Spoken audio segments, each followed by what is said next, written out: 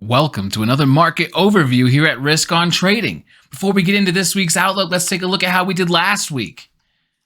Okay, we have been killing it, guys, killing it. The last two reports I did, which are the first two I've ever done, oh my God, they have been on point, baby.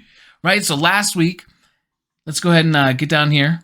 So last week, we were talking about Jackson Hole coming at the end of the week. We were talking about this trend line breaking on this trigger trap at the 200, which we called perfectly, shorted that, profited into it. It was great, right? The first move after the gap happened, we traded off of this trend line here, right? And we got a lot of weakness going into the week of Jackson Hole. Now, we did get a back test and fill of the gap, which is completely acceptable, completely expected. And let's take a look at this deeper. Now, check this out.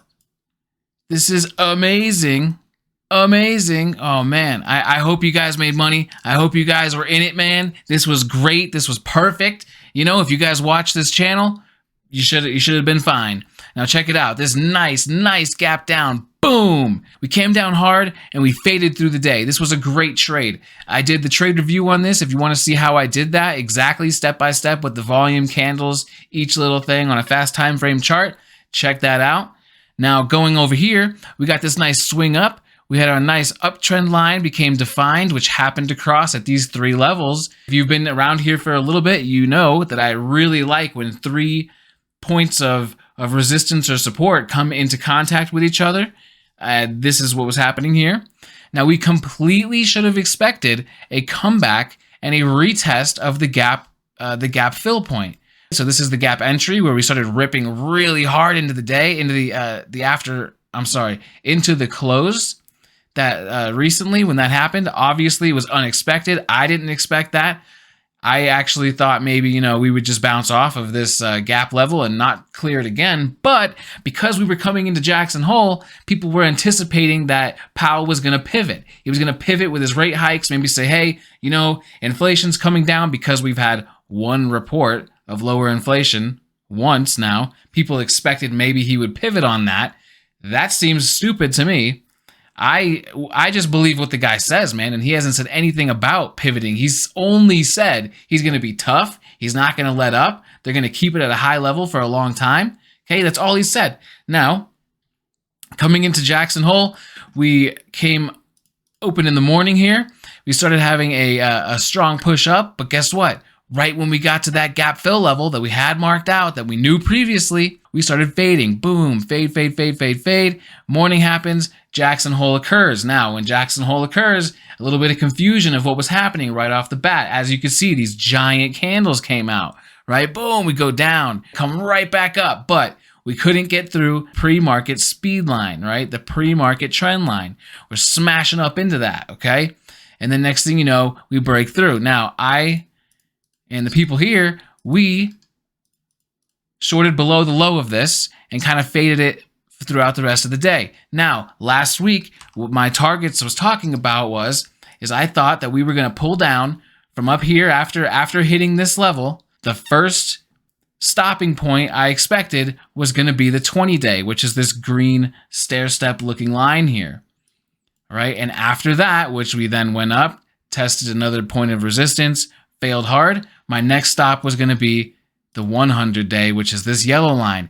And it played out perfect. Perfect.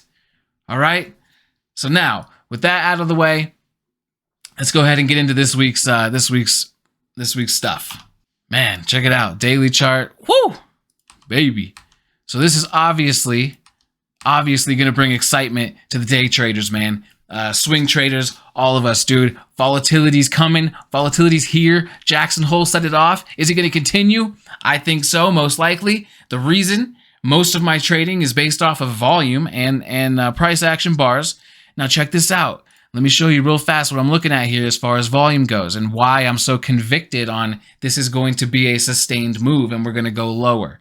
Okay, my expectation is lower. Now, this is so picture perfect that I couldn't even, draw this better. We got some levels in play. First of all, the volume was ramping up. It was higher volume than this run up. As we had this high volume, we couldn't get through, right? We snapped down, boom, ramping volume, more and more sellers the lower it went. And then we had that thought, hey, maybe Powell's going to pivot into Jackson Hole. Let me get in early in case we have a nice breakout here. And that didn't occur. It got stopped by the gap. And then bam. Okay, so first thing to note on that pullback is that we had a low volume pullback. There's less buyers than sellers. That's good if you want it to go down. The most convicting part of this for me is that we have a really large volume candle on this drop here. All right, we're down 3% across all indexes. I think we touched 4% on Nasdaq for a minute there. That's a heavy drop, heavy drop. People are going to feel panicked now. They're going to feel scared that if they didn't get out on this run and now half their profits are gone, they're going to jump out with whatever they have left at some point.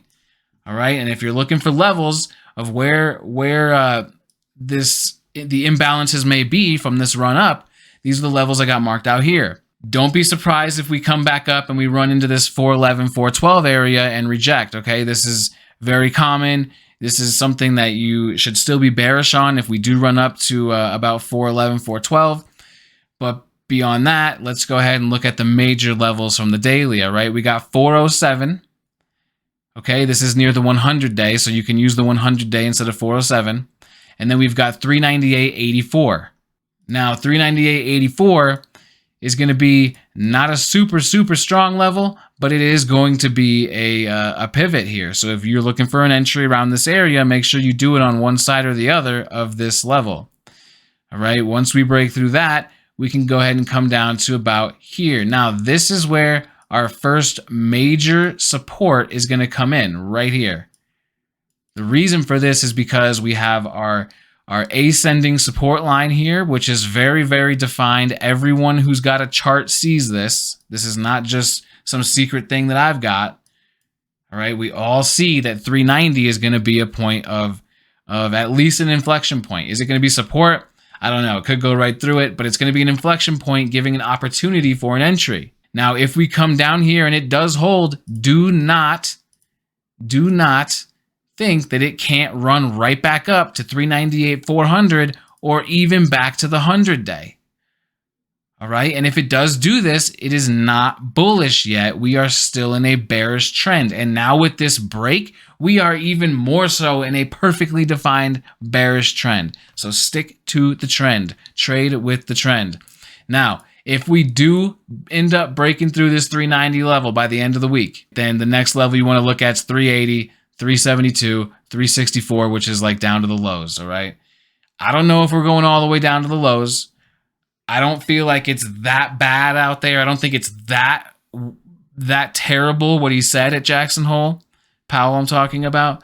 So maybe we don't make it back to the absolute extreme lows, which actually happened on these insane gaps. Look at these gap days that happened. Ooh, that's crazy, right? We just only had our first one. What if we have another and another?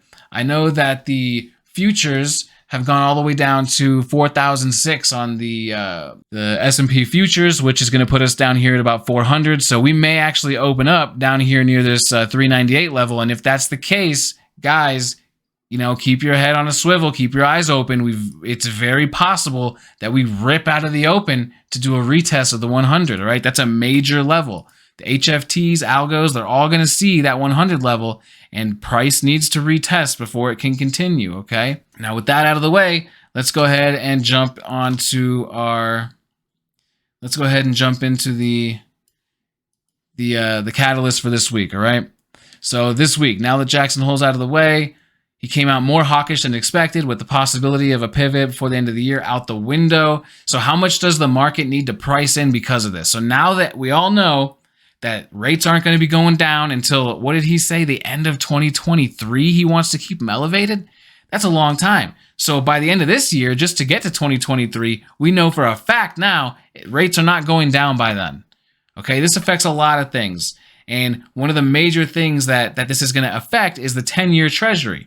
So when the 10-year treasury starts getting to 3.5 or above, there's going to be major investors that start moving their money out of the market, out of real estate, right? And go into these treasury bonds that are near risk-free. Because there's no reason you have to stick around in a bear market when you could just buy a treasury bond and get your 3.5. If that doesn't seem like a lot to you, Just know that the average return on a housing investor, a person that goes out and buys houses and rents them out and everything, the average return for them is about 3.5%. So if you can get more with a risk-free treasury bond than you can with buying a house and renting it out, not to mention the risk of the value of the home going down, which then puts you in the whole deal of getting margin called because your loans are no longer backed by, collateral that's actually worth what it was before. That's scary shit. So that's going to all make bonds have buying pressure, right? And if that buying pressure goes up and up and up, then the market it's very possible for the market to become, the second best place, which is not where you want to be if you want the market to be bullish. All right, so non-farm payroll is going to come out on Friday. All right, this might be a big one.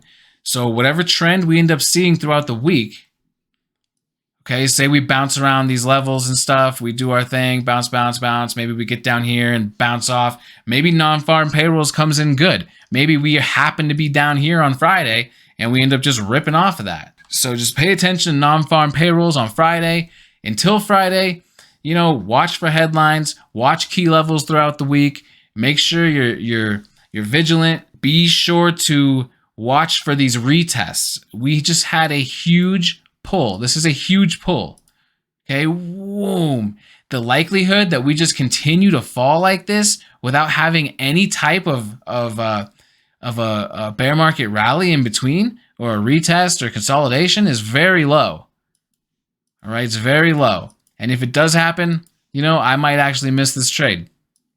To me, this is too far down to just jump in, especially since we're going to be opening right around here, it looks like, if we hold. Looks like 402 is the current price in the future. So we're right mid-range here, right? Maybe we open up and we get like a nice little flush turn, right? Which happens a lot. That's it.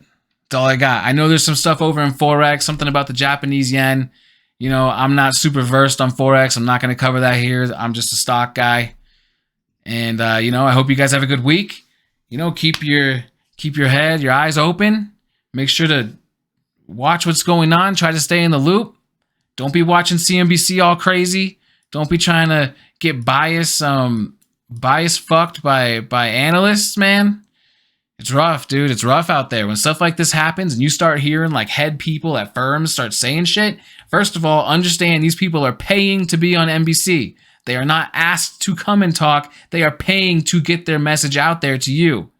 Okay, they're trying to influence people like you. Don't let them do it. All right, don't let them do it. All right, have a good one. Hope you guys have a great week.